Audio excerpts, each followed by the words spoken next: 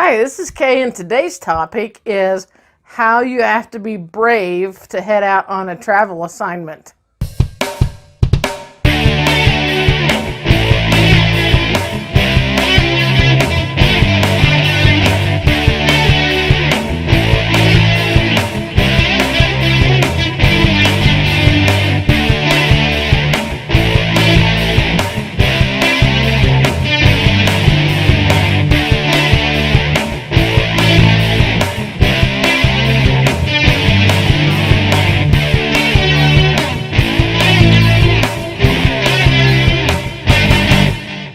What exactly is being brave? What exactly is being brave? Well, you need to be very adventurous. If you're afraid to get out and do an adventure, then travel healthcare definitely isn't for you. You have to have a confidence that you will succeed. If you don't have the confidence and you go into something, it's scary. I know there's a fear there, but you need to do it scared. But you also need to have the confidence that you know what you're doing and to go forward. That's why we really suggest that you get a skills checklist, and whenever you can complete 80% of that, then you're ready to go on assignment. Dare to go where you haven't been before. I'd never been to North Dakota, and did an assignment in 2013 in North Dakota. I've been to Florida, been through a hurricane down there, been to South Carolina. It's funny because up to the age of 30, I'd pretty much never been out of the surrounding states of Oklahoma. So Oklahoma, Texas, Colorado, New Mexico. Never been past any of them states. But we've been to a few more now since we've been traveling for 15 years, almost 16 years. You got to be valiant. You got to step into this world and you got to do a valiant job, which means that you really need to give it all that you have. I mean, it takes 110% to be a very successful traveler. Guts. You gotta have guts. Just taking that first step out the door or the first phone call to a recruiter, that takes guts in itself. But what I want you to do is know what you're getting into. I want you to be educated about travel healthcare, and that will make it to where it's not. It's just easier whenever you're educated a lot more. And you got to face your fears. That's your first step, is to face your fears. And we have a support group, our Travel Nursing Newbies on Facebook. That's an excellent support group, and that's all we concentrate on, is helping you get through that first assignment. What are some traits that are not good for travel healthcare professionals? You can't be afraid.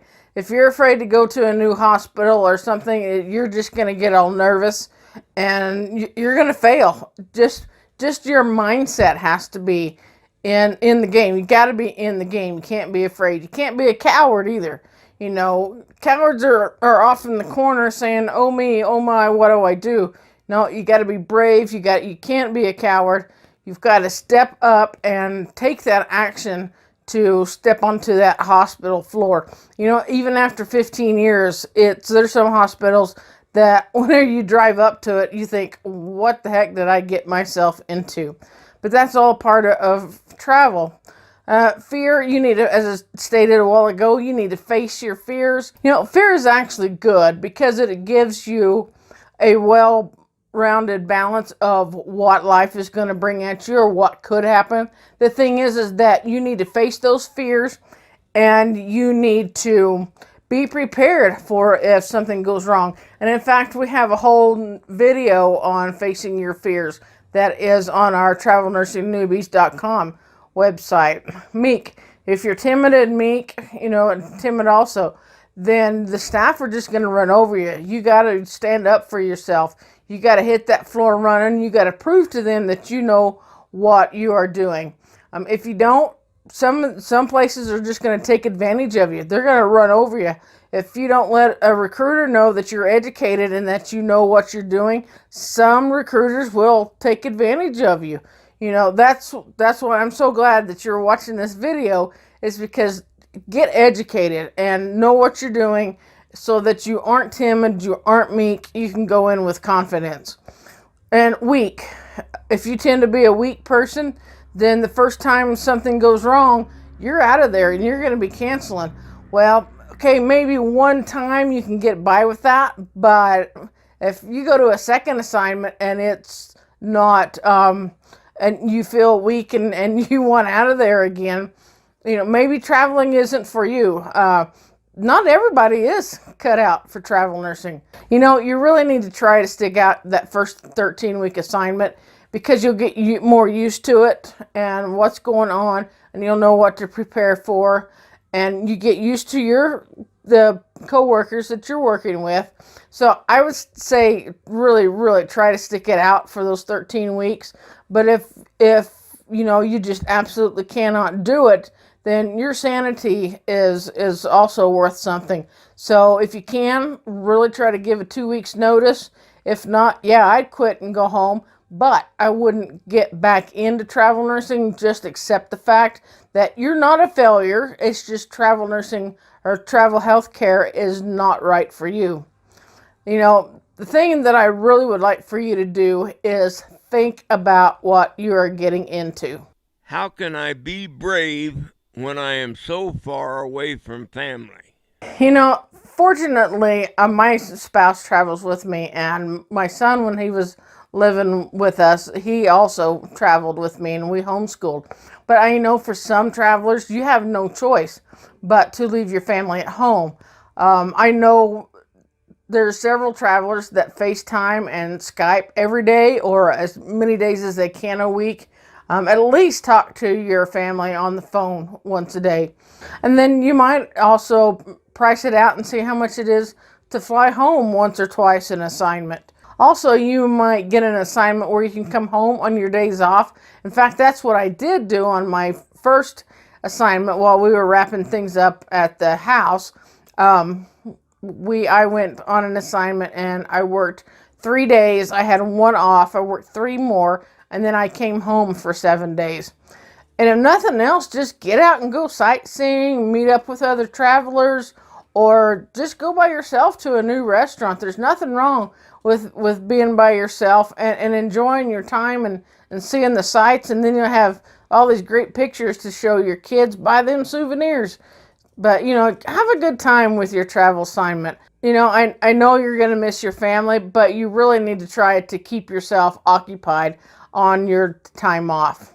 How can I be brave while on the road? I asked a question in my newbies group about what was some of my newbies' biggest fears on their first assignment. One guy told me, he says that he was on his way to his first assignment and the car broke down. They arrived at 11 o'clock and they couldn't get into the apartment because, the guy was already gone. But he had to go to work the next morning. So he ended up borrowing scrubs from the hospital, from the OR suite, and went to work, and they got a motel for the night, and he got scrubs from the hospital. Be prepared for things that do happen on the road. I know another person told me about that she almost ran out of gas. Well, when your tank, especially in the RV, when we're pulling the trailer, I always make sure that when I get down to a half a tank, then I start looking for a gas station that I can easily get into and out of. Another good thing is to have AAA or OnStar or something that keeps track of you. I've even seen the GPS programs on the cell phones. And stop, every night when you stop, call somebody and let them know where you are, or message them, or post it on Facebook. Man, some people like to post it on Facebook so that, I do, because my fans can go with me to my next assignment while I'm on the road. Let somebody know the route that you are taking, and of course, expect the unexpected. How can I be brave when it comes to the weather? And the weather. Well, ideally, as a traveling healthcare provider, you should be going south in the winter and north in the summer. But in case you don't, if you're going north in the winter, be careful on I-80 and I-90 in the west. And I'm sure there's There's some interstates in the east part of the country. I'm not familiar with that much much as I am in the west. But in the west, Wyoming and across I-80, that thing shuts down several times in the winter.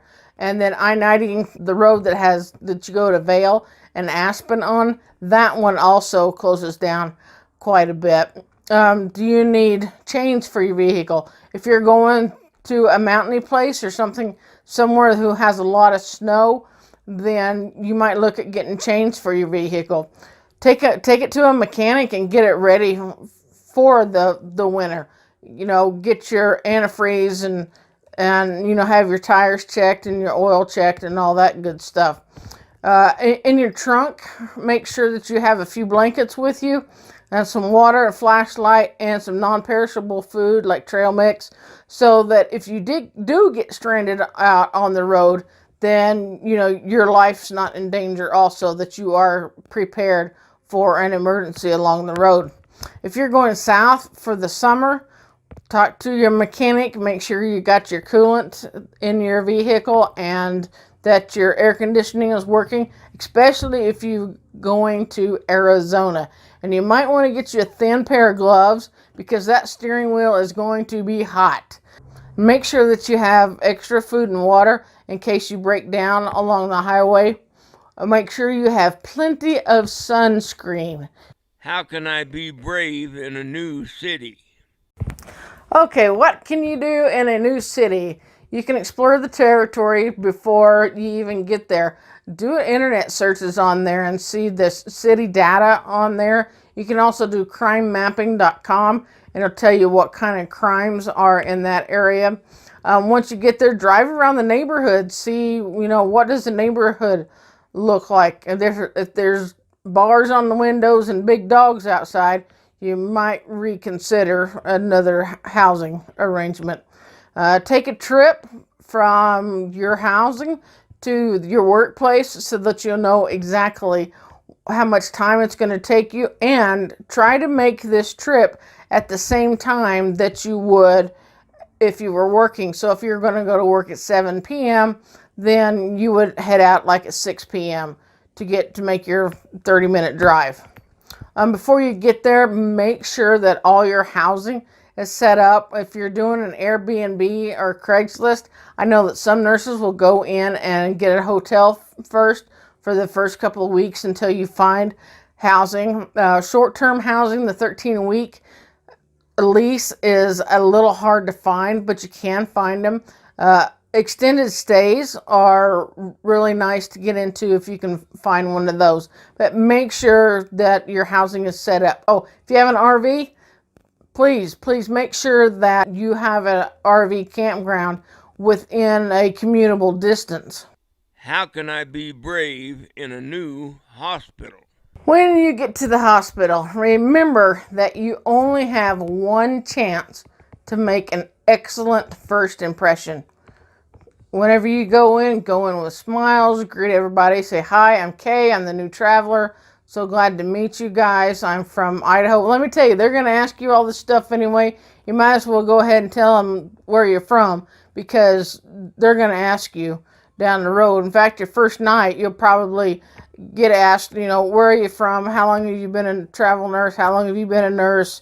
What kind of family do you have? They're interested in getting to know you. You can give them how much information that you want to give them. If you don't want them to know anything, just say, just give them a state and tell them that, you got to go to work. So, but that's a personal choice.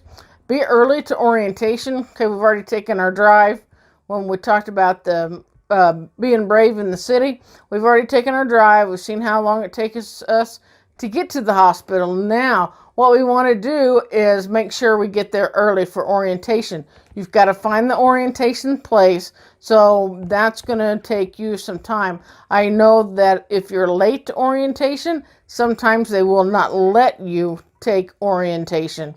I was late to an orientation because I got an email at 8:30 telling me that I needed to be there at 7:30, and well, I left the DeLorean at home.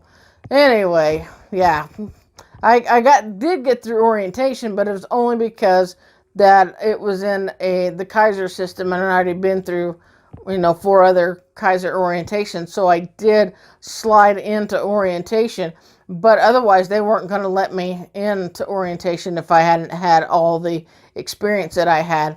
Go in with a smile. They say when you smile, it makes them wonder what you're up to.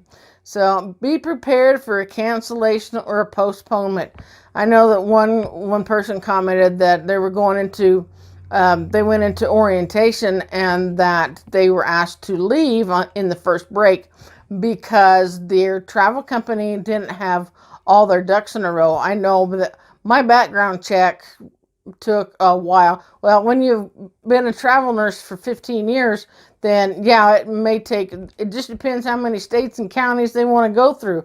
It can take a while to do that background check. But anyway, this other gal, too, it happened to her that they didn't send in all the right information, and so they postponed her for a week, and that does happen. So if they postpone you for a week, the big question then is, well, am I going to get paid for that week? To tell you the truth, we still have housing expenses. Now, not so much of the meals, because you're going to eat whether you're home or on assignment. But for your housing, I believe that the travel company should pay you for your housing, and that they need to make the hospital pay for your housing, because you wouldn't have had that extra expense if they wouldn't have canceled you for a week. But the matter of fact is that the hospital's not going to see it that way, and you didn't work, so they're not paying the agency any of the bill rate. Therefore, if the agency isn't getting paid, then you aren't going to get paid. So unfortunately, that's how travel healthcare is. And another thing, make sure the Friday before that you have talked to your recruiter, and that your recruiter has given you explicit instructions on where to go and when and who you need to see. And if it's a multi-building campus or a multi-hospital system, make sure you're in the right building and in the right campus. So anyway, that's all we have for this week. Thank you guys. Bye.